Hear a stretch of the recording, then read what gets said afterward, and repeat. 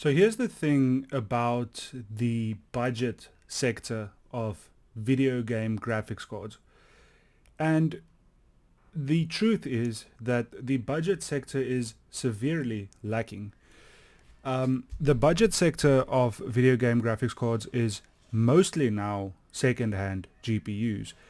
And I think a lot of people maybe don't want to hear that, but that's the truth if you think about it. If you want a graphics card for something like $100 to $300, you are most probably going to go with the second-hand option. And so that's why this news from Intel about the Battle Mage, what's it called, the B580. So we used to have the Arc A580. Now it's the B580, so it's the second iteration, so to say. And the reason that this is such an interesting and exciting announcement in my mind is the fact that someone is thinking about the budget sector. And my channel is very much budget centric. If you are watching my videos, you are probably someone that doesn't buy high-end stuff. Maybe you are. I'm not saying you have to buy budget stuff to watch my channel. I'm just saying I make a lot of content for people that buy budget-based computers, because I think that's where the value is. And it's interesting what's happened, because with Intel pricing themselves into a new battle now, with Nvidia being obviously fantastic in terms of performance, but the prices are pretty ridiculous at times.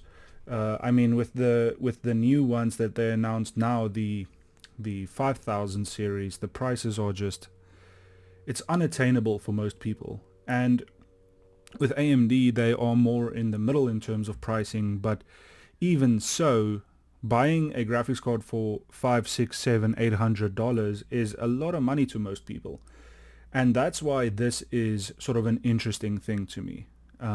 Because I think what happened is Intel realized that they can't compete on the high-end front. They can't really even compete on the mid-spec front. And so what did they do? They introduced a budget line. And this isn't what I thought they would do, but I do think that it's a good thing to do. And of course, this range of theirs is being touted to sort of challenge the 4060 range of graphics cards. But they do have some interesting tricks up their sleeves. So I've opened up this article from Digital Trends. I'm just going to sort of like scroll through it, and I'll just share my thoughts on the card, and hopefully you will be here to hear them. Stay with me. So as I said, this card, well, this series of cards, the B580 and B570, are meant to challenge the 4060. And I think what makes this interesting is the fact that it's sort of like an all-in-one kind of card where you get a little bit of everything. And the reason I say that is they were quite smart with targeting VRAM. And so the more premium one, the B580, has 12 gigs of GDDR6 VRAM, and the more budget one, both are quite budget, but the more budget one, the B570, has 10 gigs. Now, 10 gigs is an interesting amount because obviously 8 gigs used to be the upper standard, but it's now become sort of like the bare minimum. And I think 10 gigs is interesting because for most games that allows you to enable the HD textures sort of setting, where you can now choose the highest texture setting without worrying too much about not having enough VRAM. Now obviously 12 gigs is going to be better, but I do think there are games that will push beyond this, but those are going to be few and far in between, and for the most part these will make for excellent 1440p mid-spec sort of PC graphics cards. These both do come with an amount of XE cores, and that is of course to power the XeSS upscaling and the AI technology that Intel has developed for their cards. And this is of course rivaled by AMD's technology, the FSR, and of course the DLSS from Nvidia, among some other ones. This also comes with a few RT cores, 20 RT cores on the premium model and 18 on the more budget one. And while this isn't a massive amount of RT cores, this will enable you to have an entry level but good amount of RT performance. Now, to me, RT isn't something that's incredibly important. I don't really see it being the future of graphics, even though they do push it. They want it to be the future, but I think more rasterized performance is something that I prefer. But you know, going forward, I do see RT still being mainstream, but I don't think it's ever going to be to the point where it becomes the standard. Maybe in the far future, but it's still a whiles away is what I'm saying. And then the power draw for the more premium one is 190 watts. The power draw for the budget one, the B570, is 150 watts. And these aren't crazy high, but they aren't very low either. I've seen a lot lower, but you also see a lot higher with the premium cards from NVIDIA and AMD. So I'm not going to get into too much more here in terms of specs. You can see the specs here, and it is obviously budget, but it is respectable, so to say. And let's take a look at some of these images that they've provided to sort of see exactly what the card is and what they are selling. Now we've seen the specs, and this sort of just shows it again. So these are just the numbers. That's more or less what the card's going to look like. It's an interesting look. I quite like it. I like the black look of it. Let's scroll down a little bit more. So that's a whole range of ARC cards. Definitely have a good visual style to them. Of course, XE2 is the new upscaling AI sort of thing that they have developed for this. Now, according to this graphic, the new B580 is 24% faster than the A750, which is a previous generation of ARC. And if you look at this chart, they are showing the performance increase between the last generation of Intel and this generation. And there's quite a high increase, especially if you consider that the last generation is more expensive now than what this generation will be at launch, based on the recommended retail price. And this is a chart that shows that the B580 is 10% faster than the 4060. Now, of course, this is going to be cherry-picked by Intel, but I do think that there is a lot of value in looking at this. This is 1440p gaming, so it's interesting to see these numbers, and of course, these are FPS numbers. So I'm just going to look at a few of these. Dragon's Dogma 2, 47. I'm not sure what the sort of the okay, so it does say ultra gaming, so I'm just going to assume that they chose the ultra settings in these games. And the purple one is the B580, and the sort of it's weird that they chose that color because it's so similar to the background, but the greenish one is the 4060. Now, they are very close in a lot of games. In Dragon's Dogma, you can expect 47 on the 4060 FPS and 48 on the B580. Ghost of Tsushima, 44 on the 4060, and 40, it's a little bit difficult to see, 48 on the B580. We'll take a look at Hogwarts Legacy is interesting. Seems like 62 on the B580. Seems like, where was I? 50 on the 4060, so that's a big difference.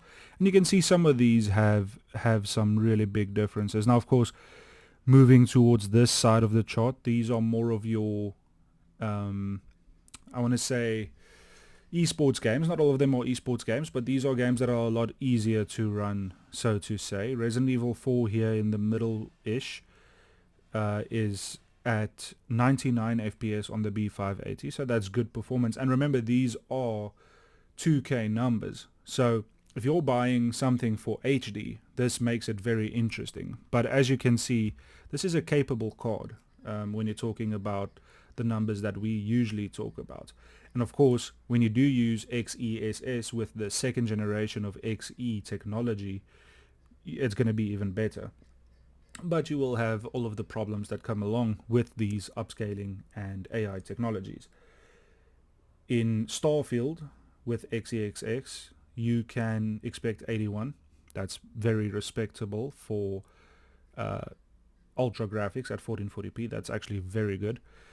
Fortnite, almost 200 at 167.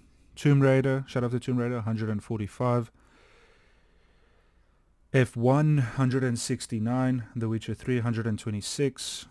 Dying Light 2, 96. And so for ultra gaming, these are fantastic numbers. I mean, these are mostly above high, well, not mostly, but about half of them are almost considered high FPA, high refresh rate FPA sort of targets. So I'm very impressed with the touted performance. If it's going to reach these numbers, I don't quite know. I also don't know what system they use to get these numbers. Probably the best they could. So you have to consider that your system isn't going to be as good as the system that they used. But in the performance per dollar chart, you can see the value for the B580 is much higher than the value for the AMD and NVIDIA counterparts in both rasterized and ray tracing. The data here is showing that the B580 does very well in terms of the actual value when compared to the price. So to sort of see the video out here, my thoughts on the card is that it's very exciting that someone is actually targeting the budget range. And I understand that Intel are doing it because they sort of have to, because the other sectors of the gaming market is just either too difficult to get into because the options that are there are fantastic, or it's just too saturated with the amount of cards that AMD and NVIDIA do offer. I mean, they did try previously and it didn't really work out, and so it's interesting to see what they are doing. But I do see it working for them. I think these cards are going to sell well. And apparently the card is $250 recommended retail price for the more premium model, which is a really good price.